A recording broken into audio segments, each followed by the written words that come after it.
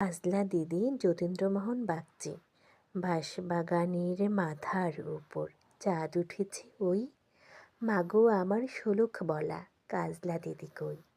পুকুর ধারে লেবুর তলে থোকায় থোকায় চোরাক জলে, ফুলের গন্ধে ঘুম আসে না, একলা জেগে রই।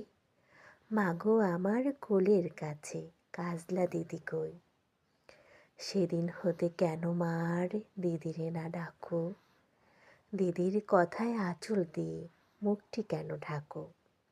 খাবার খেতে আসি যখন দিদি বলে ডাকি তখন,